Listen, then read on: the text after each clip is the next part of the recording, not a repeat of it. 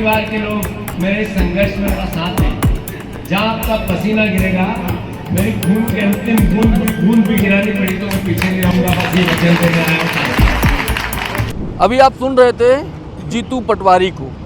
पटवारी विदिशा में थे और देखिए किस तरह से कार्यकर्ताओं में उत्साह भर रहे हैं कि आप अपना पसीना बहाएंगे तो मैं अपना खून बहाने से पीछे नहीं हटूंगा।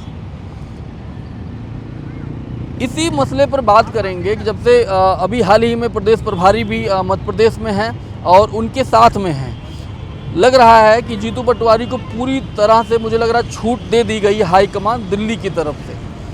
सर, आपको लग रहा है कि जिस तरह से पटवारी कार्यकर्ताओं में जोश भर रहे हैं, खून और पसीने की बात कर रहे हैं, कुछ नया कुछ बदलाव दिख रहा है आपको कांग्रेस में?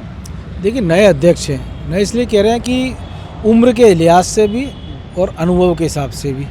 तो जाहिर सी बात है कि प्रदेश में जब बड़े बड़े दिग्गज होते थे, सुरेश पचौरी बीजेपी में आ गए हैं, दिग्विजय सिंह को उम्र के पड़ाव पर आ गए हैं, कमलनाथ, इन सबकी नाराज़गी के बाद वो अध्यक्ष बने और अब उनको अपनी स्वीकार्यता बढ़ानी है। क्योंकि अभी तक ये माना चाहता था कि मालवा के या मऊ के वो विधायक के रूप में उनकी पहचान थी या कैबिनेट मंत्री रहे कमलनाथ सरकार में, यूथ कांग्रेस के अध्यक्ष रहे। अब उनको चूँकि प्रदेश में अपनी स्वीकार्यता बढ़ानी है तो जाहिर सी बात है कि उनको प्रदेश का दौरा करना पड़ेगा। क्योंकि जब तक आप प्रदेश घूमोगे नहीं, कार्यकर्ताओं से मिलोगे नहीं, उसकी परेशानी नहीं समझोगे, वो क्या चाहता है, वहाँ उस ज़मीन पर क्या हो रहा है। क्योंकि आप भोपाल में बैठकर अगर पूरे प्रदेश की राजनीति करेंगे तो उसमें आप सफल नहीं हो सकते, जो कमलनाथ ने किया था। हमने देखा कि वो छिंदवाड़ा और भोपाल या अमूमन कहीं मुख्यमंत्री रहते हुए चले गए तो चले गए, वरना वो भोपाल से सारा काम देखते थे। तो जीतू पटवारी युवा हैं तो वो दिल्ली को भी उनको मैसेज दिखाना है कि ये देखिए मैं सक्रिय हूँ और मैं पूरे प्रदेश में घूम रहा हूँ। चूँकि चुनाव में 4 साल का वक्त है, तो अगर अभी से वो पूरे प्रदेश का दौरा करते हैं तो जब 4 साल बाद पार्टी चुनाव में जाएगी तो इसका लाभ निश्चित तौर पर कांग्रेस को मिलेगा। और यही कारण है कि पूरे प्रदेश का वो लगातार दौरा कर रहे हैं और अपनी स्वीकार्यता बढ़ाने का प्रयास कर रहे हैं।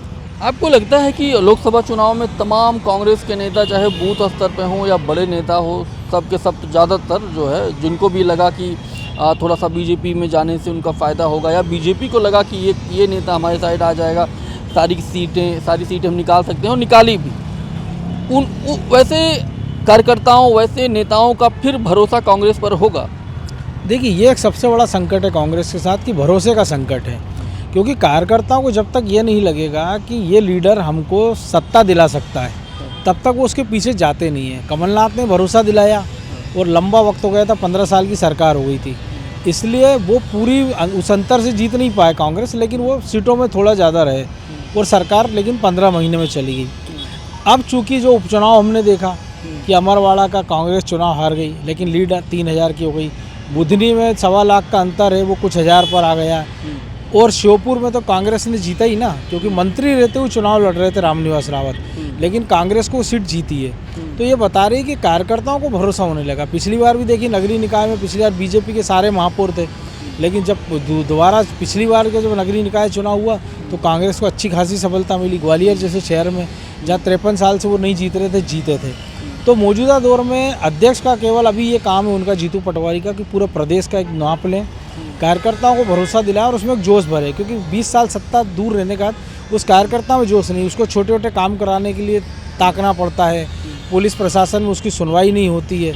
तो ऐसे में या तो वो घर बैठ जाता है निराश होकर, या वो बीजेपी के खेमे में चला जाता है। तो वो घर ना बैठे और बीजेपी के खेमे में ना जाए, सड़क पर वो दिखाई दे, संगठन के लिए काम करता दिखाई दे। मुझे लगता है जीतू पटवारी यही प्रयास कर रहे हैं।